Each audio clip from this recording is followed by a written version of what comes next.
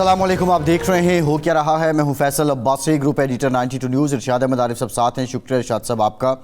Belarus के सदर Alexander कैलाशेंको Pakistan पहुंच चुके हैं। उनका 3 रोज़ा दौरा है। इससे पहले गुज़श्ता रोज़ बेलारूस का वफ़द भी पहुंचा था और वज़ीर दाखिला मोहसिन नकवी ने उनका इस्तकबाल किया था। आज बेलारूस के सदर का इस्तकबाल वज़ीर आज़म पाकिस्तान शहबाज शरीफ ने किया है। ये 3 रोज़ा दौरा इसलिए भी अहम है कि दोनों मुल्कों के बीच तिजारती और मुआशी हवाले से बहुत से अहम मुआहदे हैं जिन पर दस्तखत होने हैं। SCO समिट के बाद बेलारूस के सदर की आमद यकीनी तौर पे पाकिस्तान जो है, पाकिस्तान की हुकूमत पर दीगर जो अक़वाम हैं उनका एतमाद भी है। लेकिन पाकिस्तान के हालात इस वक्त ये हैं कि पाकिस्तान तहरीक इंसाफ एहतजाज कर रही है और एहतजाज के सिलसिले में गुज़श्ता रोज़ जो पेशावर से अली अमीन गंडापुर और बानी PTI की अहलिया बुशरा बीबी उनकी क़यादत में जो काफ़िला निकला था, अब से कुछ देर पहले की जो इत्तलात हैं उसके मुताबिक अब वो अटक उन्होंने क्रॉस किया है। अब अगला लाहे अमल क्या होगा, ज़रा ये भी बताते हैं कि हुकूमत की तरफ से पाकिस्तान तहरीक इंसाफ की क़यादत को इंगेज करने की कोशिश की जा रही है। ज़रा ये भी बता रहे हैं कि मुमकिन तौर पर किसी ऐसे मकाम पर इत्तफ़ाक़ हो सकता है कि वहाँ पाकिस्तान तहरीक इंसाफ एहतजाज धरना कर देना चाहती है तो उस मकाम पे कोई फ़ैसला हो सकता है। लेकिन पाकिस्तान तहरीक इंसाफ अली अमीन गंडापुर बज़िद हैं कि वो D चौक पहुंचना चाहते हैं। इस सारी मार्च के दौरान, इस सारे एहतजाज के दौरान ये फ़ाइनल कॉल गर्दाना गया। ऑल्दो पाकिस्तान तहरीक इंसाफ पहले भी बहुत से एहतजाज की कॉल को फ़ाइनल कॉल कह चुकी है, लेकिन इसकी सिग्निफिकेंस ये है कि पहली मरतबा बानी PTI की अहलिया बुशरा बीबी, इससे पहले जो ये कहती थी कि उनका किरदार गैर सियासी है, PTI भी ये कहती थी, अब बाज़ाब्ता तौर पे उन्होंने इस एक सियासी एहतजाज को लीड किया है। उन्होंने सियासत में एंट्री दी है, गाहे बगाहे वो कारकुनों से खिताब भी करती रहीं। इस पर पंजाब हुकूमत की तर्जुमान अज़मा बुखारी ने रद्द अमल दिया है, उनका खैर मकदम किया है। पुलिस कांस्टेबल मुबशिर नाम बताया जा रहा है जिनकी इस वाक़े में इस सारी झड़पों के दौरान शहादत भी हुई है। बहरहाल अब जो ये मामला है ये किस तरफ जाएगा ये अभी नहीं कहा जा सकता कि ये एहतजाज मुकम्मल तौर पे फ्लॉप हो गया है या ये एहतजाज कामयाब हुआ है। लेकिन हुकूमत अब मुज़ाकरात कर रही है, मुज़ाकरात से ही बात निकलनी थी। आज बैरिस्टर गौहर से बानी PTI से मुलाकात के लिए वो गए। ज़रा ये बताते हैं कि वहाँ भी कोई ऑप्शन दिया गया, लेकिन अभी तक कोई बात खुलकर इससे मुतालिक सामने नहीं आई है। मुज़ाकरात की तस्दीक बैरिस्टर गौहर ने, जो PTI चेयरमैन हैं, उनकी तरफ से की गई है। ये मामला किस तरफ जाएगा और इस सब का पाकिस्तान को, आपको, मुझे, पाकिस्तान के अवाम को क्या फ़ायदा हो रहा है। एक अंदाज़ा है उसके मुताबिक 190 अरब रुपए सालाना रोज़ाना ख़र्च हो रहे हैं सिर्फ सड़कें बंद होने से, मुल्क चौक होने की वजह से। दूसरी जानिब तकरीबन 3 अरब रुपया PTI का एहतजाज रोकने के लिए भी ख़र्चा आया है। पाकिस्तान तहरीक इंसाफ जो मुतालबे कर रही है, हुकूमत कहती है कि धौंस धमकी से ये मुतालबात, ये मुज़ाकरात नहीं हो सकते। क्या इस तरीके से पाकिस्तान तहरीक इंसाफ अपने मुतालबात मनवा लेगी, हासिल कर लेगी? अली अमीन गंडापुर की अब दूसरी कोशिश है, बतौर वज़ीर आला वो आ रहे हैं, इस्लामाबाद पर चढ़ाई भी कर रहे हैं, एहतजाज भी कर रहे हैं। लेकिन इस सब का फ़ायदा पाकिस्तान को क्या हो रहा है, ये एक बुनियादी सवाल है जिस पर हम बात करेंगे। इरशाद साहब, सियाहम की बात कर लें, पाकिस्तान का, इस रीजन का एक कल्चर है, जरगा, मुशावरत, पंचायत, बैठना, ये एक रिवायत रही है और पाकिस्तान के मसाइल इससे हल होते रहे हैं। अगले 24 घंटे में क्या होगा, किसकी नाक रगड़ी जाएगी, किसकी पग ऊंची हो जाएगी, और ये जो अब तक हुआ है इस सब का फ़ायदा किसको हो रहा है? देखें, फ़ायदा किसी को भी नहीं हो रहा और ना होता है। नुकसान मुल्क को हो रहा है, मुआशरे को हो रहा है, मईशत को हो रहा है, हुकूमत को हो रहा है। और इसीलिए जमहूरियत को बेहतरीन निज़ाम इसलिए कहा जाता है कि उसमें डायलॉग होता है, उसमें गिव एंड टेक होता है, उसमें बैठ के मामलात कबायली अंदाज में लड़ झगड़ कर तय नहीं किए जाते। उसमें दबाव डालने के लिए जलसे जुलूस भी होते हैं, धरने भी होते हैं, सब कुछ, लेकिन बिल आखिर फ़ैसला जो है वो मुज़ाकरात की मेज़ पर होता है। और अक्लमंद हुक्मरान और अक्लमंद सियासतदान और अक्लमंद अपोजिशन जो है वो मामलात को पॉइंट ऑफ नो रिटर्न तक नहीं ले जाते और पहले ही मुज़ाकरात करके कोई ना कोई हल निकालते हैं। लेकिन हम तो ये देख रहे हैं कि कुछ अर्से से हमारे यहाँ सियासत और जमहूरियत की बजाय एक कबायली तर्ज की जो है लड़ाई झगड़ा, महाजाराई, दंगा फसाद, ये हूँ या वो हूँ, दोनों साइडों पे अपोजिशन के अंदाज और हैं, हुकूमत के अंदाज और हैं। वही लोग जब अपोजिशन में होते हैं तो उनके अंदाज और होते हैं, हुकूमत में अपोजिशन में और होते हैं, हुकूमत में कुछ होते हैं। हुकूमत में जो होते हैं उस वक्त किसी की सुनने के लिए तैयार नहीं होते, अपोजिशन में फिर होते हैं कि जी सुनी भी जाए और मानी भी जाए। तो एक तो इसका नुकसान हो रहा है रियासत को। दूसरा पहलू वो ये है कि ये खुश आइंद बात है कि आज एक मुज़ाकरात का दरवाज़ा फिर खुला है। तो दरवाज़ा अगर मुज़ाकरात का खुला है तो इसको बंद नहीं होने देना चाहिए, और ज़िद और हरदर्मी, मैं ना मानूं की कोई गुंजाइश नहीं है। जो CBMs हो सकते हैं वो करके मुज़ाकरात को आगे बढ़ाया जाए। शाह साहब, सवाल ये है मेरा, आप एक पहलू आपने कहा कि मुज़ाकरात से ही हल निकलेगा। अभी जो बेलारूस के सदर पाकिस्तान पहुंचे हैं, अलेक्जेंडर लुकाशेंको, ये साहब जो हैं, ये क्या सिर्फ मुस्लिम लीग नून के मेहमान हैं, क्या सिर्फ पीपल्स पार्टी के मेहमान हैं, क्या सिर्फ JUI के मेहमान हैं, या ये फ़कत PTI के मेहमान हैं? ये साहब किसके मेहमान हैं? ये पाकिस्तान के मेहमान हैं, पाकिस्तान के अवाम के मेहमान हैं, और ये हुकूमत और अपोजिशन दोनों के मेहमान हैं, और इनका एहतराम दोनों की ज़िम्मेदारी है। लेकिन ये है कि जब ये मामला चल पड़ा था, मुज़ाकरात शुरू हो गए थे, तो ये नौबत आनी नहीं चाहिए थी। देखिए ना, हुकूमत को तो पहले रोज़ से पता होगा ना, 10 दिन तो मिले ना। ये 12 को ऐलान हुआ ना, 13 नवंबर को, तो 10-12 दिन तो मिल गए ना हुकूमत को। उस वक्त इंतज़ाम कर लेना चाहिए था, इनको भी माकूलियत का मुज़ाहरा। हुकूमत तो कह रही थी कि हम हुकूमत ने तो मुज़ाकरात शुरू किए। हुकूमत अगर ये कहे, मुज़ाकरात शुरू करे कि जी आप ये सारा कुछ एहतजाज मौखर कर दें, फिर हम मुज़ाकरात करेंगे, तो वो क्यों करेंगे? मतलब है कि नहीं, अब उनकी जो शर्त थी कि वो बानी PTI कहते हैं मुझे रिहा करें तो फिर आगे बात होगी। नहीं, मैं वही कह रहा हूँ ना कि बात ये है कि गैर मशरूत तरीके से उसी दिन मुज़ाकरात शुरू हो जाने चाहिए थे। ये भी तो आखिरी दिनों में जाके हुआ ना, उसी दिन शुरू हो जाने चाहिए थे। अगले 5, 7, 6 दिन में कोई ना कोई CBMs हो जाने चाहिए थे। लेकिन हमें तो आज तक ये नहीं पता चल सका कि इन मुज़ाकरात का ज़ामिन कौन था। देखें, जब फ़रीक़ैन बैठेंगे, देखें, एक जमहूरी निज़ाम में ये ठीक है कि ट्रस्ट डेफिसिट बहुत ज़्यादा है, ये ठीक है कि एतबार एक दूसरे पर करने के ज़ामिन मिल जाएंगे। ज़ामिन 1977 में जब इलेक्शन ये मसला हुआ था तो उस वक्त भी यही सूरत हाल थी, लेकिन सऊदी अरब के जो सफ़ीर थे रियाजुल ख़तीब साहब, वो आ गए थे दरमियान में। ये तो बदकिस्मती की बात है कि वो मुज़ाकरात सिरे चढ़ ही ना सके, वो तवालत हो गई और मामला ख़राब हो गया। तो अब भी आ जाएंगे, लेकिन नहीं, हमारे यहाँ तो इर्शाद साहब एक हमारी हिस्ट्री है। जो ब्रदर ममालिक हैं, सऊदी अरब हो गया, उसने बड़ा कलीदी किरदार अदा किया पाकिस्तान के डिस्प्यूट में।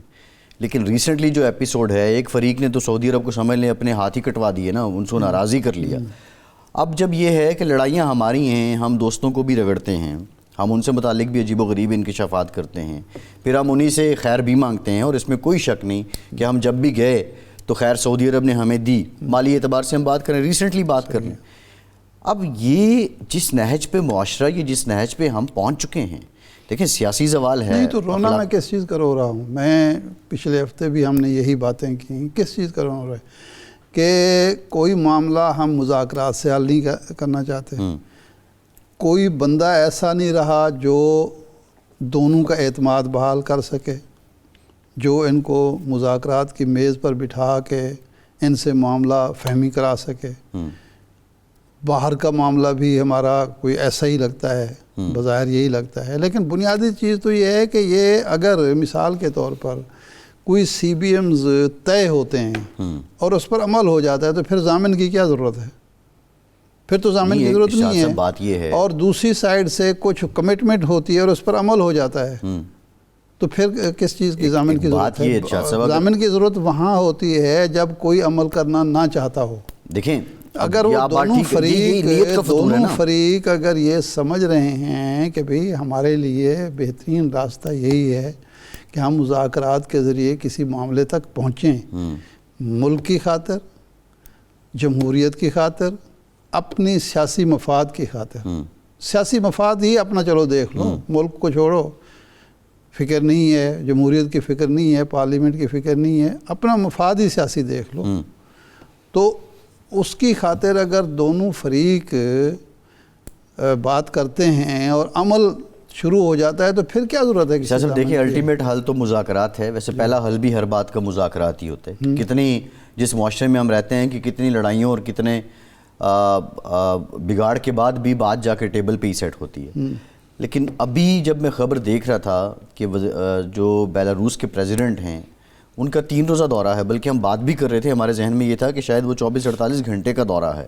अब अगले 3 दौर भी बड़े क्रूशल हैं। एक जानिब इस्लामाबाद के एक कोने में वो हैं, दूसरी जानिब प्रोटेस्टर बैठे हुए हैं। इम्प्रेशन किया जा रहा है, मैं भारतीय मीडिया देख रहा था, वो जिस तरह इसको प्रोपेगेट कर रहा है, ऐसे लग रहा है कि जैसे ये एहतजाज उनका एहतजाज है। अगर हमारा मुआशरा जमहूरी मुआशरा हो तो कोई फ़र्क नहीं पड़ता कि एहतजाज हो रहा है कि नहीं हो रहा है। पूरी दुनिया में जब कोई ये जब बाइडेन गए हैं यूके, अभी पिछले साल की बात है, बल्कि इसी साल के अवाइल की बात है, पिछले साल की बात है, तो एहतजाज हुए हैं। बुनियादी चीज़ ये है कि तोड़ फोड़ ना हो, पुलिस पर जो है वो पुलिस के जैसा एक शहीद हो गया है, कौमी अमला को नुकसान ना पहुंचाया जाए, पुलिस भी अवाम को दुश्मन ना समझे और अवाम भी या एहतजाजी मुजाहरीन भी पुलिस को अपना दुश्मन ना समझे। दोनों के दरमियान एक ये फ़र्क रहना चाहिए कि वो दुश्मन नहीं है एक दूसरे के, तो उससे कोई फ़र्क नहीं पड़ता। कुछ अगर गेम ये जिस तरह का क्राउड मौजूद है, आप समझते हैं रूल्स ऑफ गेम अगर तय हो जाएं तो कोई फ़र्क नहीं पड़ता। मसला तो प्रॉब्लम तो यही है ना कि हम किसी कोई गेम भी सियासत की गेम को, सियासत के खेल को हम कवायद व ज़वाबित के तहत नहीं खेलना चाहते हैं। ठीक है, प्रॉब्लम ये है। इरशाद साहब, अली अमीन गंडापुर 5 अक्टूबर के बाद अब ये दूसरा, तकरीबन 40 दिनों में ये दूसरा एहतजाज वो लेकर आए हैं। अब बुशरा बीबी भी उनके साथ हैं। कल तक बुशरा बीबी सियासत में नहीं थी, अब बाज़ाब्ता उनकी एंट्री हो गई है। She is a political lady, all दो वो अपने खामन के लिए स्ट्रगल कर रही हैं, लेकिन अब सियासी तरीके सियासत में उनकी एंट्री हो चुकी है। अब अली अमीन गंडापुर की अब जिम्मेदारी ज़्यादा है या पहले ज़्यादा थी, इस पर भी हम बात करेंगे। कमर ज़मान कायरा साहब ने हमें ज्वाइन किया है। कायरा साहब, ये जो कुछ हो रहा है आपके भी इल्म में है, बुनियादी सवाल ये है कि अब कुछ ज़राए से रिपोर्ट हो रहा है कि शायद पीटीआई के कुछ लोगों के साथ मिनिस्टर इनक्लेव में मीटिंग हो रही है हुकूमती वज़रा की, लेकिन ये आज का दिन यहाँ एक मेहमान आ चुके हैं, बेलारूस के प्रेसिडेंट हैं, एहतजाज चल रहा है। ये जो सियासी डायलॉग का फुकदान हुआ है, आप समझते हैं उसी का नतीजा है? और ये कैसे ख़त्म होगा, ये जो सब इस वक्त हिजान है ये? बहुत शुक्रिया जी। पहली गुजारिश तो यह है कि बिलाशुबा जो सियासी बहरान होते हैं, डिफरेंसेस ऑफ ओपिनियन होते हैं, डेमोक्रेसी के अंदर ये बैठ के सेटल होते हैं। लेकिन जब एहतजाज करना भी हक होता है और जलसे जुलूस करना भी हक होता है, इसको फंडामेंटल राइट भी तस्लीम किया जाता है सारी दुनिया में, हमारे यहाँ भी। लेकिन यहाँ इस वक्त सूरत हाल यह है कि मुतालबात का रंग बड़ा अजीब है। हम पहले दिन से ये कह रहे हैं, बल्कि हुकूमत में आने से पहले कह रहे हैं कि मज़ाकरात ही जमहूरियत की असास होते हैं। डेडलॉक तो डिरेलमेंट होती है ना डेमोक्रेसी की।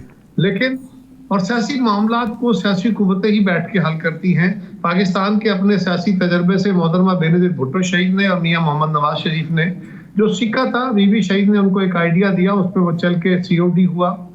COD के बाद 18वीं तरमीम हो पाई, उस पर बड़े लोगों के इख्तलाफात थे, बड़े लोगों के रिजर्वेशन थे। लेकिन आज आपको पता है कि वही 18वीं तरमीम के हम मुहाफ़िज़ बने बैठे हैं सारी जमातें ही। अब गुजारिश है कि इस वक्त जो मुतालबा खान साहब कर रहे हैं, हम उनसे भी कह रहे थे कि भाई आप अपने मुतालबात को रख लो, ये मुतालबात जरूर रखो, लेकिन डायलॉग के अमल में रखो। आप कहते हो पहले ये बुरे करो फिर डायलॉग करो। अच्छा खान साहब को छोड़ दो, मेरा मैंडेट वापस कर दो, मेरा फलां क्या ये कर दो, उसके बाद आपसे डायलॉग किस बात के होने। तो सवाल ये है कि हमने तो कोशिश की, लेकिन उस डायलॉग का जवाब हमेशा आज तक यानी मीडिया, ये सारा मीडिया ये बात कहे जा रहा है कि जी क्या मुज़ाकरात नहीं होने चाहिए, लैक ऑफ इंटरेस्ट है, लैक ऑफ जो डायलॉग है। तो ये डायलॉग कौन नहीं कर रहा? हुकूमत तो जिस तरह आप फरमा रहे हैं कि अभी भी खबर है कि वो डायलॉग कर रहे हैं, इससे पहले भी बैक डायलॉग होते रहते हैं, ओपनली भी ऑफरें की गई, लेकिन उसके जवाब में खान साहब ने तसलसल से 2018 से लेकर आज तक जब भी उनको बैठ के बात करने की, डायलॉग करने की बात की, उसके जवाब में उन्होंने गालियां दी, उनके साथियों ने गालियां दी। हम फिर भी ये बात कहते रहे। कारा साहब बात आपकी 100% दुरुस्त है कि अगर प्री कंडीशन हो गए मुज़ाकरात तो ज़ाहिर है फिर वो सिरे नहीं चढ़ेंगे, और पहले शराइत अगर मान ली जाए तो फिर मुज़ाकरात का क्या फ़ायदा है। लेकिन जो मिसट्रस्ट है दोनों फरीकों के दरमियान, कोई ना कोई CBMs तो होनी चाहिए। वो मिनिमम क्या हो सकता है जो हुकूमत पूरे कर दे कुछ चीज़ें, और कुछ चीज़ें अपोजिशन पूरी कर दे, और उसके बाद मुज़ाकरात की कामयाबी की उम्मीद की जा सके। एतमाद साजी के लिए क्या इक़दाम हो सकता है जो हुकूमत के बस में भी है और हुकूमत को करना भी चाहिए? इरशाद आरिफ साहब, मैं कोई हुकूमत की तरफ से तो बात नहीं कर सकता, मुझे आप तो एक यानी सियासतदान के तौर पर, इंटेलेक्चुअल के तौर पर आपकी सजेशन क्या होगी? मेरी राय ये होगी कि इस वक्त जो तातुल बना पड़ा है वो आपको याद होगा 2024 के इलेक्शन के बाद भी पीपल्स पार्टी ने कोशिश की, 2022 में भी पीपल्स पार्टी ने कोशिश की डायलॉग करने की, लेकिन खान साहब की तरफ से सबूताज हो गए। आज भी मैं समझता हूँ कि वो जो एक बात मुसलसल किए जा रहे हैं ना कि मैं फौज से डायलॉग करूंगा, सियासी जमातों से नहीं। खान साहब को इस बात का एक दफा एक अयादा करना चाहिए कि मैं सियासी हुकूमतों से बैठ के डायलॉग करना चाहता हूँ। कोई अच्छा है, कोई बुरा है, कोई उनको पसंद है, कोई नहीं पसंद, लेकिन यहाँ के लोगों का मैंडेट हासिल है तमाम जमातों को। थोड़ा है, ज्यादा है, उनको ज्यादा है, ये एक अलग बहस है, ठीक है, लेकिन सबके पास अवाम का मैंडेट है और अवाम की राय उनके साथ शामिल है, उनकी फॉलोशिप। तो खान साहब को ये बात तो माननी पड़ेगी कि जी मैं डायलॉग करने को तैयार हूँ। अगर वो ये नहीं मानते तो फिर बाकी सारे सजेशन बेकार है। अच्छा ये बताएं कारे साहब, अभी तक हमने देखा कि जो प्रेसिडेंट ऑफ पाकिस्तान है इस सूरत हाल में वो खामोश हैं। पीपल्स पार्टी, इवन नासिर शाह साहब की स्टेटमेंट एक चल रही है, उन्होंने कहा कि जैसी हमारे लिए मुस्लिम लीग नून है वैसी ही हमारे लिए PTI भी है। इस सूरत हाल को डिफ्यूज़ करने में आप नहीं समझते कि अब सदर पाकिस्तान को एक कदम आगे आना पड़ेगा और उन्हें कोई इनिशिएटिव लेना पड़ेगा?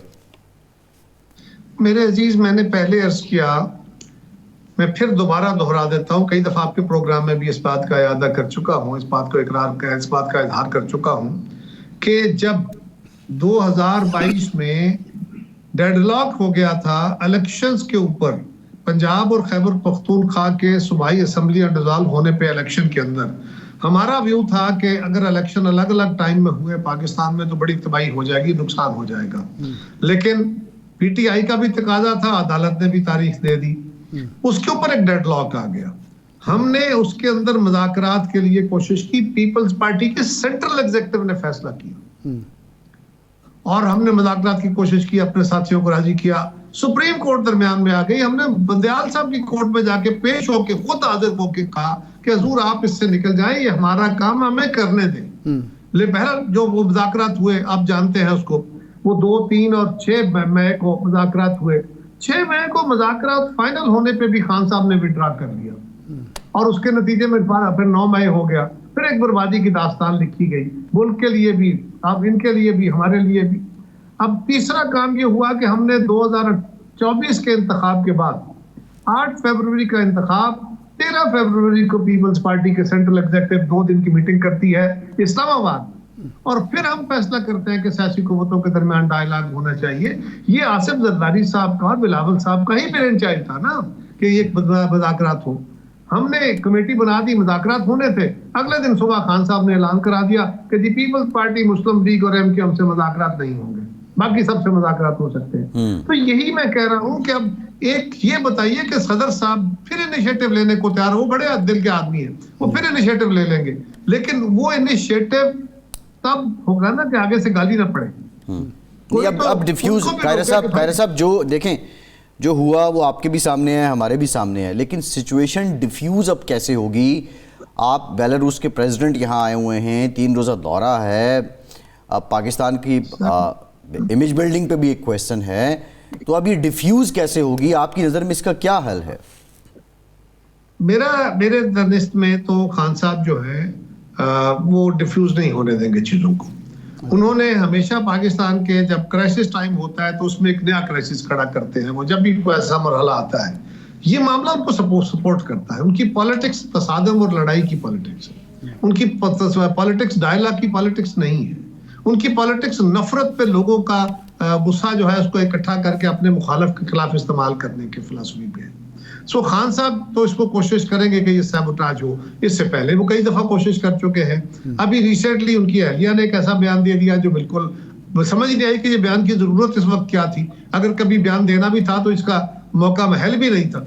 लेकिन अब बेलारूस के सदर जो है उनके दौरे को सैबोटाज किया जा रहा है। मेरा ख्याल है दुनिया जानती है पाकिस्तान के बारे में कि हम कौन से हालात से गुजर रहे हैं। ये दौरा अपनी जगह चलता रहेगा और एहतजाज वो कालाफ तो नहीं करेंगे। जो मुतालबे वो कर रहे हैं वो हुकूमत तस्लीम नहीं कर सकती, लिहाजा कैसे मुमकिन है?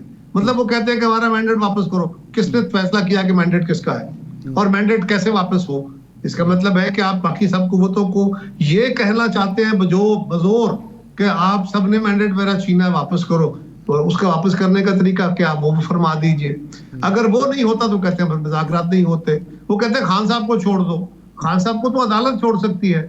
अगर हमने छोड़ा तो फिर तो एनआर हुआ ना, फिर तो वही हुआ कि हुकूमत एडमिनिस्ट्रेटिव में वो तो ये कहते हैं कि जब जमानतें हो चुकी हैं तमाम केसेस में, तो अब तो ऐसा नहीं है। जमानतें नहीं हुई ना, जमानतें नहीं हुई, केस चल रहे। एक केस है जिसमें जमानत नहीं हुई, वो भी 27 को लग रहा है। तो एक है या 10 है, एक है या 10 है इरशाद साहब, ये तो इशू ही नहीं है ना। केस तो अदालत ने बेल देनी है ना। अगर हुकूमत बेल के बगैर खान साहब के रिलीज का कोई फैसला करती है तो ये एनआरओ हुआ ना। और एनआरओ क्या होता है? नहीं कि मेरे केस में ड्रा करो, मुझे बाहर निकालो।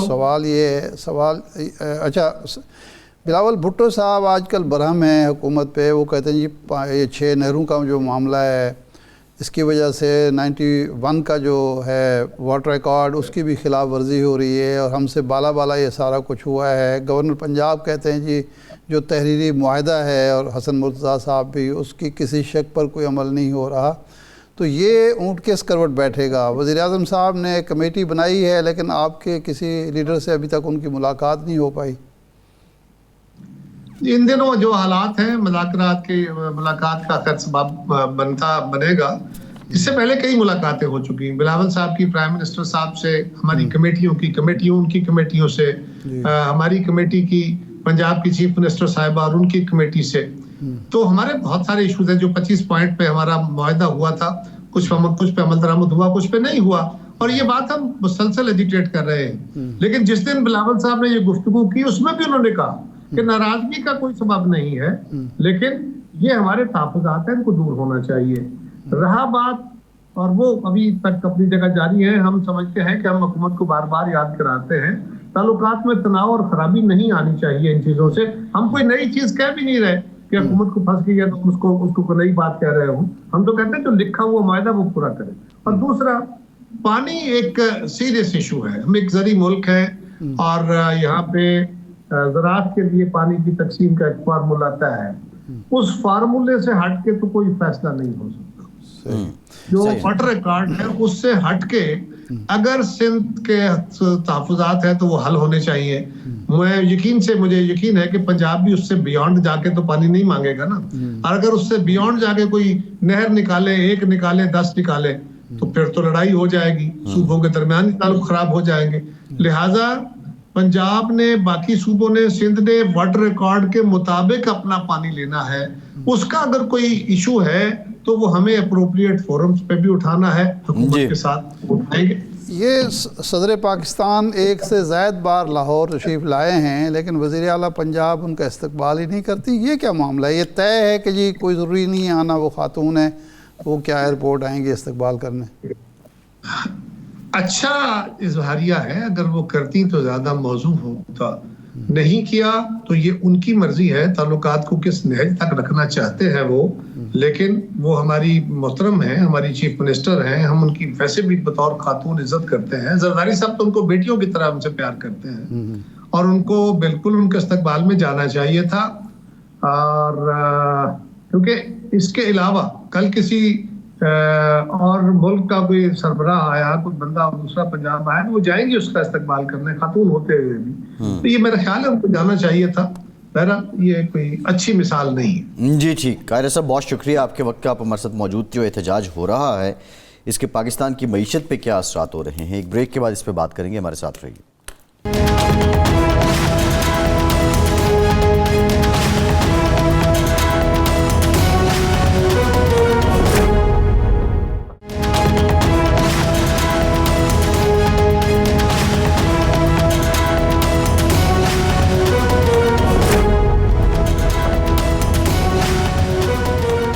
ब्रेक के बाद एक बार फिर से आपका खैर मकदम करेंगे। हमें ज्वाइन किया है पाकिस्तान के मायनाज मईशतदान डॉक्टर खाकान नजीब साहब ने। डॉक्टर साहब thank you very much for your time. Doctor साहब, पाकिस्तान के मौजूदा वज़ीर ख़जाना ये फरमाते हैं कि एहतजाज से एक दिन मुल्क बंद होने से रोज़ाना 190 अरब रुपए नुकसान होता है, जबकि पाकिस्तान के साबिक वज़ीर ख़जाना मिफ्ता इस्माइल कहते हैं कि GDP का नुकसान तकरीबन 300 अरब रुपए है। ये नुकसान जो हो रहा है ये आपकी, मेरी और हमारे देखने वालों की जेब से फिर रिटर्न कैसे होता है, वापस कैसे पूरा किया जाता है, ये भी बता दें। और आपके पास क्या स्टैट्स हैं कि एवरेज कितना पर डे लॉस होता है जो अभी हालात हैं पाकिस्तान के उनमें? देखिए ना, पहले तो ये अहाता कर लेते हैं कि नुकसान किस तरह से होता है। अगर आपकी प्रोडक्शन यानी कि एक दिन की प्रोडक्शन मुल्क की जो कि आपकी GDP में कंट्रीब्यूट करती है वो नहीं होती, फैक्ट्रीज बंद होती हैं, वर्कर्स नहीं आ सकते, रॉ मटेरियल नहीं पहुंच सकता, तो एक नुकसान होता है। दूसरा नुकसान ये है कि आपकी वही चीज़ एक्सपोर्ट होनी थी, एक्सपोर्ट ऑर्डर्स डिले होते हैं, तो एक नुकसान होता है। FBR की टैक्स कलेक्शन डिले होती है बिकॉज उस दिन लोग जमा नहीं करा पाते, प्रोडक्शन नहीं होती, सेल्स नहीं होती, सेल्स टैक्स नहीं आता। अगर आपकी कोई भी जो फ्रूट्स हैं, वेजिटेबल्स हैं, वो गल सड़ जाते हैं तो लोगों का नुकसान होता है। अब हमने बहुत से तरीके आपके सामने आज डिस्कस किए कि ये सारे तरीके हैं जिनसे ये नुकसान हो सकता है। तो ये तो है quantitative loss. I think GDP का लॉस जो इस पर कैलकुलेट किया है, मैं समझता हूँ सही है। वो मैंने कैलकुलेशन देखी है, ये जहाँ से अथॉरिटीज़ लेनी है हमारे इकोनॉमिक एडवाइजरी विंग का, कि तकरीबन 160 अरब का वो नुकसान है, एक्सपोर्ट्स का नुकसान है, फिर उसको मिलाएं आप FBR से तो ये 190 अरब के करीब आप फिगर पहुंच सकता है। ये बिल्कुल तखमीना लगाना तो बहुत मुश्किल है, बट एक जेनेरिक बात ये जरूर हो सकती है। पर इससे आगे बढ़ के अगर आप सोचें तो जो रेप्यूटेशनल लॉस है पाकिस्तान का, वो आपकी फॉरेन इन्वेस्टमेंट को हर्ट करता है। अगर आपके सारे चैनल्स पे, अल जजीरा पे, BBC पे पाकिस्तान की ऐसी न्यूज आ रही है कि पॉलिटिकल रेकंसिलिएशन नहीं हो पा रही, फॉर एग्जाम्पल एक मिसाल दे रहा हूं मैं, या ऐसी न्यूज आ रही है कि सप्लाईज डिस्टर्ब्ड है, तो ऑब्वियसली ये एक रेप्यूटेशनल लॉस है कंट्री का। हमें सबसे ज्यादा इसके बारे में सोचना चाहिए। मैं इसका आपको एक मिसाल देता हूं। जब एक दफा धरना चल रहा था, 2014 की बात है, हम एक निगोशिएट कर रहे थे IMF का रिव्यू, आई थिंक चौथा रिव्यू था, और हम दुबई में निगोशिएट कर रहे थे, जो कि मैं मौजूद था उस टेबल पे। वो रिव्यू कंप्लीट उस वक्त नहीं हो पाया था जब तक कि पॉलिटिकल सिचुएशन जो थी डिफ्यूज नहीं हो गई थी, और फिर उस रिव्यू को हमें अगले रिव्यू के साथ करके कपल करके कंप्लीट कराना पड़ा। कंप्लीट तो हमने करा लिया था। So you know there are many aspects to all of this. Doctor साहब, ये आप तफसील से आपने बयान कर दिया। अभी हमारे जो हुकूमत अपोजिशन दोनों के सोचने की बात है कि मुल्क के मफाद में उन्हें क्या करना चाहिए और किस तरह इस नुकसान से बचाना चाहिए हमें। बेलारूस के सदर जो हैं वो तशरीफ़ लाए हैं, 3 रोज़ का दौरा है, कुछ 56-60 रुकनी डेलीगेशन है जिसमें बड़े बड़े सरमायाकार हैं। माजी के तजर्बात के हवाले से बेलारूस के साथ हमारी जो इक़्तिसादी और माशी ताउन की जो तारीख़ है उसकी रोशनी में आप क्या समझते हैं कि हम कितना कुछ अचीव कर सकते हैं? देखिए गुफ्तगू इस तरह से है, एक तो बेलारूस का मुझे याद है कि एक ट्रैक्टर बड़ा मशहूर है जो कि पाकिस्तान के साथ हम इस्तेमाल करते हैं। फिर बेलारूस से आई थिंक कोई डिफेंस की भी एक टाइज हैं, मैं इतना ही कहूँगा, but I think there are ties there also that we use. और अब चूंकि दुनिया तब्दील हो रही है, ये जो कंट्रीज हैं जो रशिया से अलहदा भी हुई और ये तो खैर बहुत करीब है, एज अ सैटेलाइट स्टेट समझी जाती है रशिया की, इनके पास मादनियात हैं, इनके पास गैस है, इनके पास ऐसी चीज़ें हैं जो हम इनसे ले सकते हैं। हम ऑफ कोर्स चाहे वो एग्रीकल्चर प्रोड्यूस हो, चाहे वो ITES की एक्सपोर्ट हो, ये दो चीज़ें जो हैं ये ऑब्वियसली उनको बेच सकते हैं। अब ये तो बातचीत होगी तो ये आप आगे चल सकते हैं कि कैसे आप ये टाई अप कर सकते हैं। देखिए कार कंट्रीज के साथ एक हमारा नेचुरल ट्रेड बनता है। मैंने हमेशा कहा है कि आप नेचुरल ट्रेड जो करेंगे वो कार कंट्रीज, ईरान, ये तो आपका नेचुरल ट्रेड है ना जो आपको करना ही चाहिए, इसमें तो कोई दो आरा नहीं हो सकती। मिडल ईस्ट भी थोड़ा दूर है, ये तो आपके साथ है, और चाइना, और इन सारे जो मैंने car countries China and Iran, इनके साथ तो हमारे ताल्लुकात भी अच्छे हैं। So having said that, of course I mean it's a time जब वो आए हुए हैं। लेट्स होप कि आज भी मैं कहता हूं कि ये चीजें पॉलिटिकल हैं, इनको पॉलिटिकल सतह पे तय होना है, ये जुडिशल हैं तो जुडिशल सतह पे तय होना है। जो थर्ड टियर है वो है एडमिनिस्ट्रेटिवली इनको तय करना, वो एक मतलब अलहदा चीज है, वो तो हमेशा करना ही होता है, वो मेजर्स लेने ही होते हैं। But I think hopefully the president will be here, जैसे SCO गुजर गई थी।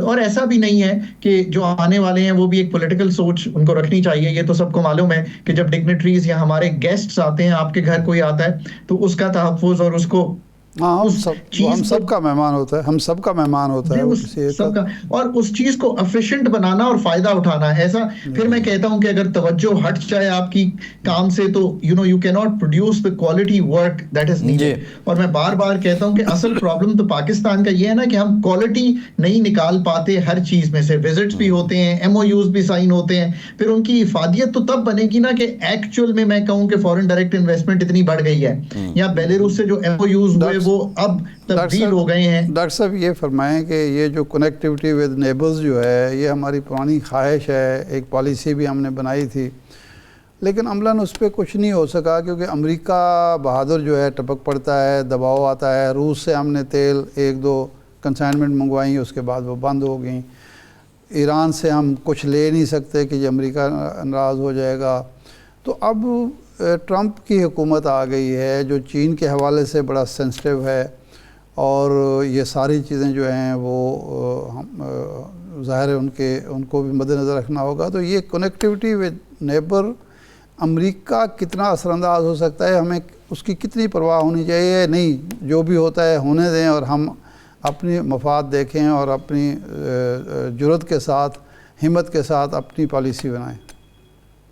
मैं एक जेनेरिक बात कहूं कि इस वक्त जो अमेरिका में गवर्नमेंट आई है, जो सदर ट्रंप आए हैं, वो उनकी 2 चीज़ें बड़ी इंपॉर्टेंट हैं। वो एक प्रो ग्रोथ बिजनेस माइंडेड आदमी है। तो ये जो पूरी हुकूमत आ रही है, मैं अभी US ट्रेजरी के जो जिन्होंने टेक ओवर किया है, मैं जो कि ग्लोबल मार्केट्स देखता हूँ, वो एक फंड चलाते थे, तो और हेज फंड वो कहलाता है, जिसका मतलब ये है कि वो तो हर वक्त ट्रांजैक्शन कर रहे होते थे दुनिया में, कुछ बेच रहे हैं, कुछ ले रहे हैं, कुछ ऑप्शंस ट्रेड कर रहे हैं, मार्केट्स ट्रेड हो रही हैं, कमोडिटीज ट्रेड हो रही हैं। सो एक तो उनका नेचर जो है वो बहुत प्रो ग्रोथ है इस वक्त जो हुकूमत वहाँ पे आई है। इसीलिए इस वक्त स्टॉक मार्केट अमेरिका की जो है वो रिकॉर्ड्स बना रही है। बिटकॉइन $1 लाख पे है, AI बहुत आगे जा रहा है, 7 मैग्निफिसेंट कंपनीज अच्छा कर रही हैं। 60,000 से 1 लाख पे गया है।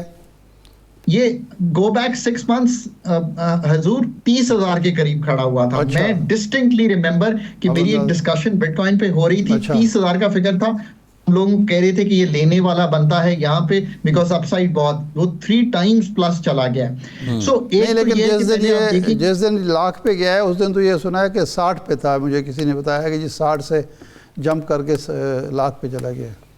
जी, जैसे ही उनकी कॉन्फर्मेशन हुई तो ऑब्वियसली बहुत उसमें बढ़ोतरी हुई। सो एक तो यह कि जो मार्केट्स हैं उनकी, वो डेवलप्ड वर्ल्ड की, वो बड़ी जिसे कहते हैं अक्कासी करती हैं उनकी इकोनॉमी की। तो जिस तरह मार्केट्स ने बिहेव किया, और एक और बात बताऊं, उनका एक इंडेक्स है, ये लोग समझते नहीं है, ये तो बड़ी चीजें हैं ना, रसल जिसे कहते हैं स्मॉल कंपनीज का, वो सबसे ज्यादा बड़ा है। तो कारोबार खुलने के मौके अमेरिका में भी पाकिस्तानियों के लिए बेहतर पैदा होंगे। इंटरेस्ट रेट वहां पे ड्रॉप करेंगे, तो पहले तो ट्रांजैक्शनल नेचर बनाइए, जो अमेरिका के साथ ताल्लुक है ट्रेड का वो भी बहुत बड़ा है, जो रेमिटेंस का ताल्लुक है वो भी बहुत बड़ा है, जो डायस्पोरा है तो उसको तो एक मतलब वहां पे उसको लॉक इन करने की कोशिश करें। दूसरी चीज ये है कि जो पाकिस्तान का चाइना के साथ ताल्लुक है, वो उसमें इस वक्त पहले तो अपने मसाइल सॉर्ट करें ना। मैं बड़ी ये जिसे कहेंगे ना अदब से कहता हूं, पहले अपने आईपीपीस के जो मसाइल हैं वो सॉल्व करें, जो उनके पैसे देने हैं वो सॉल्व करें, जो हमारी उनके साथ इस वक्त आए थे इश्यूज, आई होप के वो रिजॉल्व हो गए होंगे, कुछ डेथ्स हुई, कुछ वायलेंस हुआ, उसको उनको कंफर्ट दें, जो सीपेक 2 वहां से लाना है वो लाने की कोशिश करें। मैं हमेशा कहता हूं कि जो इजी ऑन द टेबल है और जिसमें हमारा हाथ ज्यादा है, पहले उसको सॉल्व करें। ये चीजें तो चाइना के साथ पहले सब क्लियर हो, आईपीपी से आप प्री प्रोफाइलिंग चाहते हैं, उस पर क्या होना है, ये सारी बातें अभी चाइना, हम उनको पैसे वो करते हैं वो क्लियर होने चाहिए, ये सारा कुछ चाइना के साथ सॉल्व करें।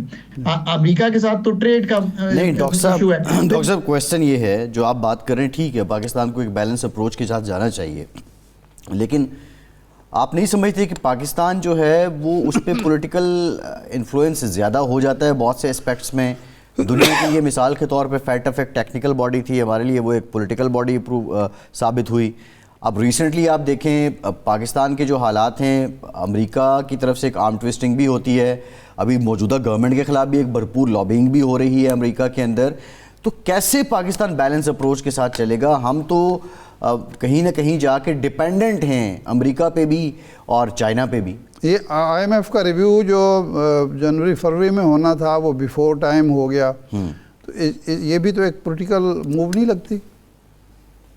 फैसल, तो आपने जो एक बात की ना बड़ी खूबसूरत है कि हम डिपेंडेंट हैं इन ममालिक पे कि IMF का रिव्यू हो जाए ताकि हमारा लोन आते रहें। हम डिपेंडेंट हैं कि चाइना हमें रीप्रोफाइल कर दे, तो वो जो सबसे बड़ा हमारा जो डेट है वो चाइना, 30% जो एक्सटर्नल डेट है हम चाइना को वो करते हैं। सो चाइना को तो छोड़ा जा ही नहीं सकता किसी तरह पे। They have to remain comfortable with us and we have to remain the most comfortable with them, ये याद रखिए।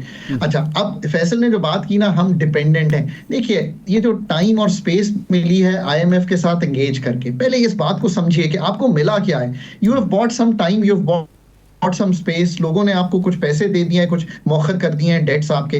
अब वो काम कीजिए कि ये डिपेंडेंसी जो सिंड्रोम है इससे निकल सकें। मतलब हर दूसरे दिन जो खड़ा हो जाता है कि आज किसी के पैसे देने हैं, उसके लिए किसी से बोरो करना पड़ेगा, यार let's try and get out of this ना। इसका तो एक ही तरीका है कि हम पाकिस्तान में जो कारोबार है उसको बढ़ाएं, चाहे वो एग्रीकल्चर है, चाहे वो पाकिस्तान की मैन्युफैक्चरिंग है या IT है, ये 3 चीजें ही है ना, और नए ग्रोथ इंजन ढूंढें।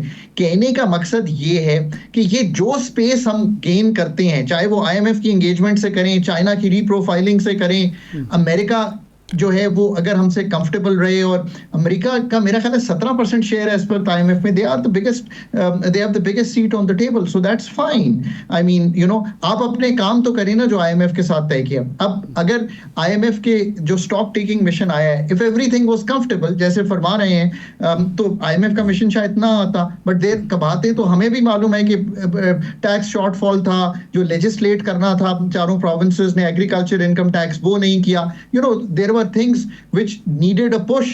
पाकिस्तान IMF आता है, एग्रीकल्चर इनकम टैक्स की लेजिस्लेशन पंजाब में हो जाती है। Again coming to Faisal's thing, ये काम हमारे करने के हैं। अपना जब तक हाउस इन ऑर्डर नहीं करेंगे तो 3 साल बाद, पता नहीं मैं आपको इंटरव्यू दे रहा हूँ या नहीं, तो जो भी दे रहा होगा वो कहेगा कि देखे ना जी IMF तो जाना ही पड़ेगा।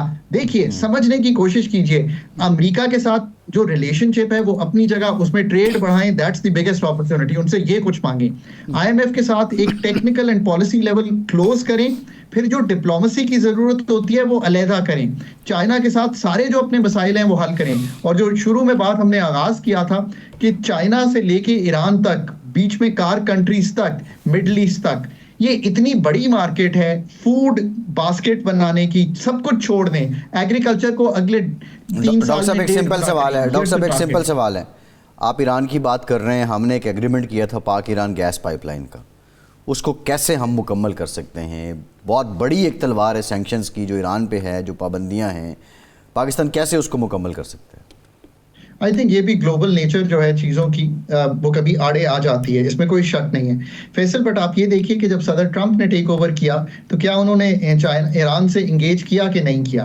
सो अगर उन्होंने ईरान से इंगेज किया है, so maybe things would start looking a little different as we move you know in front.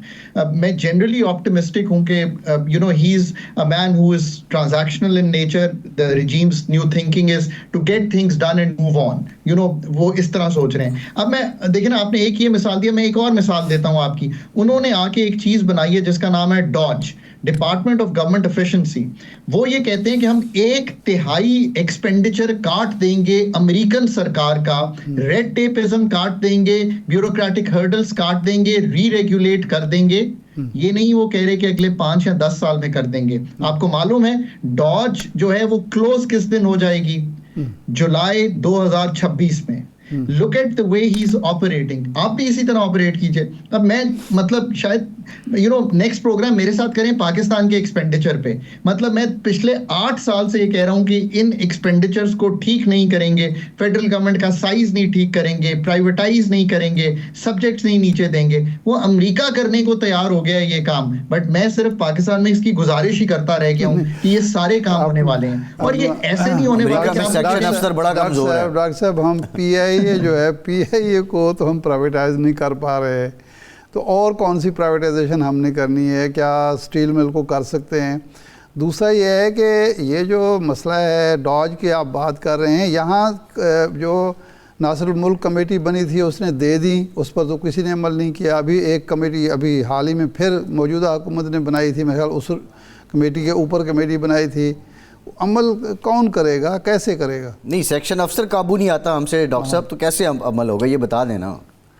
सब आप लोग आज इतनी फंडामेंटल और इंपॉर्टेंट बातें करें ऑन द PIA। देखिए I am very very clear. एक उसमें पहले जो पॉजिटिव चीज है ना वो बयान कर दूं। पाकिस्तान में 4 से 5 अच्छे बायर PIA को लेने पहुंच गए थे। सो ऐसा नहीं है कि पाकिस्तान में इंटरेस्ट नहीं आता। आप नहीं कह सकते पेगासस टर्की की ये अल अरेबिया है जो बैक कर रही है फ्लाई जिना को, एक कराची का अच्छे 2 ग्रुप, सो ये लोग एयर ब्लू ये सब पहुंच गए थे ना लेने के लिए। हाँ, ये भी हमें बताइए कि ये पीछे क्यों हट गए? 5 लोग जो थे ये क्यों पीछे हटे? So here's again the thing I keep saying, अरबों डॉलर के हजूर एसेट बेचना चाहते हैं, अरबों डॉलर के, मिलियन रुपीस की सैलरी देके प्राइवेटाइजेशन कमीशन को एक state of the art commission तो बनाए पहले। उस कमीशन में वो सलाहियत तो पैदा करें कि वो इन एसेट्स को क्विकली तैयार कर सके, रीस्ट्रक्चर, HR, फाइनेंसिंग सब कुछ क्लियर कर सके और वो फ्रेमवर्क दे सके जिस पे ये चीज तय हो। आज तक ये भी बात, and it's been now number of years where I keep saying कि यार इतना प्राइवेटाइजेशन कमीशन बनाया ही इसलिए था। आपकी इस बात में भी सदाकत है। Transactions of power are much more difficult than the PIA transaction. उनमें तो इतने ज्यादा मसाइल हैं डिस्को बेचने जाएंगे कि you know it is now starting to look very difficult. So ये बिल्कुल बात आपकी दुरुस्त है, इसमें कोई 2 आरा नहीं हो सकती जो आपने फरमाया है। अब क्या हम ये 85 कमर्शियल एंटिटीज जो इस वक्त फेडरल गवर्नमेंट रन कर रही है, 10 डिस्को और ये, इसका एक फिगर देता हूं दिल दहला देने वाला है। जो टॉप 23 SOEs हैं पाकिस्तान की, energy sector, PIA, railway, NHA मिला के 20 अरब डॉलर का नुकसान किए हुए हैं पिछले 10 साल में। 20 अरब डॉलर का, 5,600 अरब रुपए का। मुझे आप बताएं ना कि the needed surgery in Pakistan is at this level. Now, जो आपने फरमाया बहुत इंपॉर्टेंट बात है। देखें, I am not a fan of commissions and committees. बड़ी माजरत से और बड़ी अदब से ये गुफ्तगू करता हूँ कि उन्होंने अगर किसी से सीखना है तो you have to bring surgical teams जो जिसे कहे ना फ्लाई बाय आइडियाज देना कि लिख दिया कि ये काम होने वाले हैं। ये तो आप मुझसे प्रोग्राम घंटे का कर ले, मैं पाकिस्तान का एक्सपेंडिचर रिफॉर्म एक्सप्लेन कर दूं। डॉक्टर साहब अगर हम एलन मस्क को भी ले आए ना, यहाँ मेरा नहीं ख्याल कि वो भी कर पाएगा। वो डॉज तो शायद वो डॉज वाले तो उसको डॉज नहीं करेंगे, यहाँ डॉज हम कर देंगे उसको। सो गुजारिश इस तरह से कि you have to bring surgical teams जहाँ सर्जरी की जरूरत है। अगर आपका मैंने हार्ट सर्जरी करनी है ना, तो मेडिकल फिजिशियन भी नहीं काम करेगा। अगर जहाँ पे डोजेज देनी है चीजों को ठीक करने की, वो एक फर्क बात। There is a difference between reform, restructuring and reorganisation. ये तीन फर्क किस्म की चीजें हैं। अब ये आखिरी बात ये कहूंगा कि ये सारा कुछ आपने अनफॉर्चुनेटली आउटसोर्स किया हुआ है टू दी मल्टीलैटरल्स इन पाकिस्तान, कि वो आपको गाइड करें, एडवाइस करें। IMF आएगा, कोई और आके। डॉक्टर साहब एक ब्रेक लेते हैं। ब्रेक के बाद आपसे ये जानेंगे, सर्जरी होगी तो दर्द होगा। अब वो दर्द सहना किसने है? क्या इतनी सख्त है या इतना तकल्लुफ हम बर्दाश्त कर सकेंगे? एक ब्रेक के बाद इस पर बात करते हैं, हमारे साथ रहिए।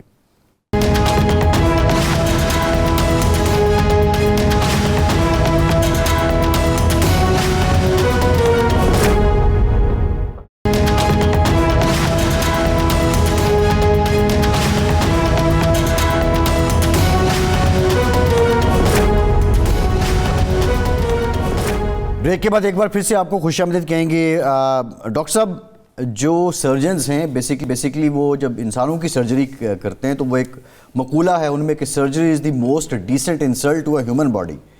बट जिस आप सिस्टम की सर्जरी की बात कर रहे हैं, इसमें कैसे सर्जरी हो कि ये इंसल्ट भी फील ना करें और उसके बाद कोई शिफा भी मिल जाए, और इसके लिए कितना टाइम चाहिए होगा? देखिए, पहले तो हम अपनी प्रायोरिटी सेट कर लें। पहले तो हम देख लें कि दुनिया में एक ही मॉडल है कि अगर आपकी ग्रोथ होती है, यानी कि आपकी शरह नमू, यानी कि इंडस्ट्री ग्रो करे, IT ग्रो करे, एग्रीकल्चर ग्रो करे, तभी नौकरियां निकलनी है, तभी लोगों को पॉवर्टी से निकालना है। पहले तो ये तय कर लें। अब हुकूमत का काम जो है वो तय कर लें। जब ये बड़े पहले तो मैं कहता हूँ कि the authorities, the leaderships have to sit down and agree on a thinking कि पाकिस्तान 5 साल बाद दिखना कैसा है। मतलब क्या PIA चलानी है, नहीं चलानी, पहले तो यही तय कर लें। बिकॉज मुझे अब भी महसूस हुआ कि शायद वो पुश नहीं आया इसकी प्राइवेटाइजेशन का जो आना चाहिए था।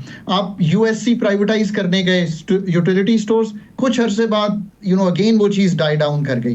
फिर फंड आया, उसने कहा नहीं अब डिस्कोस भी बेचें। तो आप सो आई थिंक कि पहले तो एक लार्जर कंसेंसस होना चाहिए कि इकोनॉमिक मॉडल पाकिस्तान का क्या होगा, और फिर ये मॉडल की जब सर्जरी आप करेंगे, जब PIA के कुछ एम्प्लॉइज निकाले जाएंगे तो उनको कैसे हैंडल करना है आपने, ये भी आपको तय करना पड़ेगा।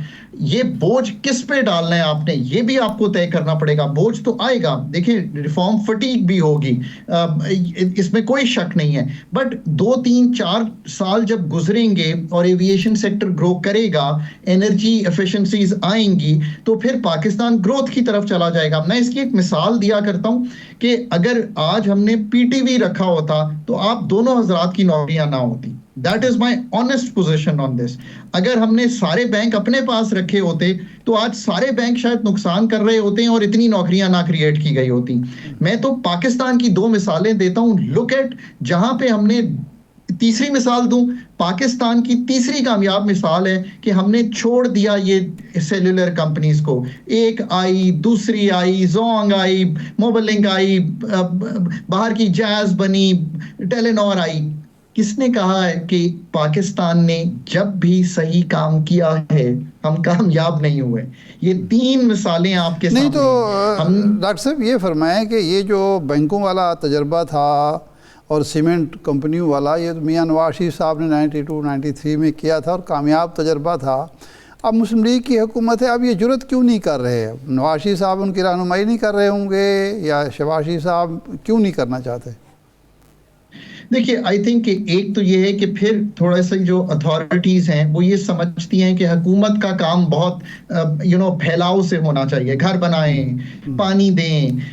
मैं फिर कहता हूं कि हुकूमत का काम फाइनेंस करना, ऑपरेशंस चलाना, कमर्शियल चीजें चलाना, ये बिल्कुल नहीं है।